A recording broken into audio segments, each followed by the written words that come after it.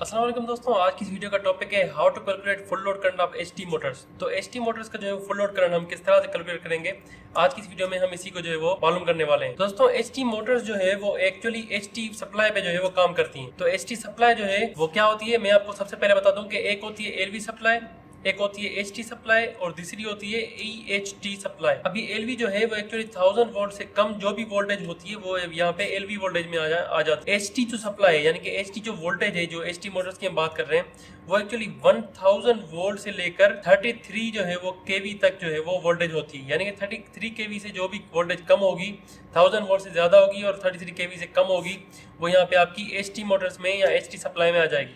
और 33 केवी से जो भी ज्यादा की जो है वो वोल्टेज सप्लाई होती है वो यहाँ पे ईएचटी यानी कि एक्स्ट्रा टेंशन वाली सप्लाई में आ जाएगी। तो जो भी आपकी मोटर्स एचटी मोटर्स में चल रही है उसका फुल लोड करंट किस तरह से मालूम करना है, आज की इस वीडियो में हम यही जो है वो मालूम करने वाले हैं।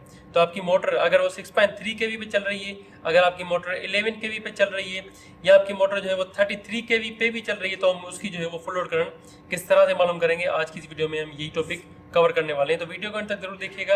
अगर आपने चैनल को अभी तक सब्सक्राइब नहीं किया तो चैनल को सब्सक्राइब कर दें और साथ में बेल आइकन को प्रेस कर दें ताकि आपको नोटिफिकेशन टाइम टू टाइम मिलती रहे। अब दोस्तों फुल लोड करंट को मालूम करने के लिए हमारे पास एक फार्मूला होता है जो कि हम फुल लोड करंट को मालूम करने के लिए यूज करते हैं, जो कि I equals to wattage divide by voltage into power factor into यहाँ पे √3 कर देंगे, क्योंकि हम जो है वो यहाँ पे 3 फेज की मोटर ले रहे हैं। अब यहाँ पे हम कौन कौन सी डेटा पुट करेंगे उसके लिए हम यहाँ पे एग्जाम्पल करिए, एक वो जो है वो मोटर की डेटा ले रहे हैं। मान लीजिए एक मोटर जो है उसकी जो डेटा है उसका जो पावर है वो यहाँ पे जो है वो मान लीजिए कि 746 हम वाट यूज कर रहे हैं, 746 किलोवाट की जो है वो मोटर है।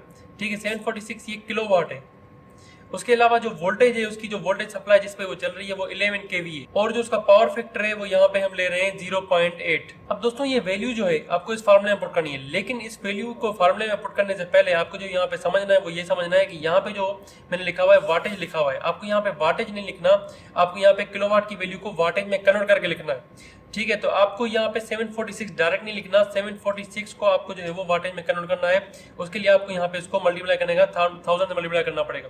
तो ये जो है 1000 से मल्टीप्लाई करने के बाद आपको जो है यहाँ पे 3 जीरो और जाएंगे, डिवाइड करेंगे वोल्टेज। अब वोल्टेज जो है वो आपको यहाँ पे डायरेक्ट 11 नहीं लिखना, 11 को आप जो है यहाँ पे आप देखेंगे 11 केवी है, 11 केवी को भी आपको जो है वो वोल्टेज में कन्वर्ट करना है। तो वोल्टेज में कन्वर्ट करने के लिए इसको भी जो है वो मल्टीप्लाई आप 1000 से करेंगे। ठीक है, उसके बाद जो है पावर फैक्टर आ जाता है, पावर फैक्टर की वैल्यू मैंने यहाँ पे पहले ही दी हुई है, वो है 0.8, और उसके बाद हम √3 जो है वो पुट करेंगे, √3 की वैल्यू जो है वो 1.732 आ जाती है। तो इसका जो आंसर यहाँ पे आएगा वो आएगा 48.94 एम्पेयर।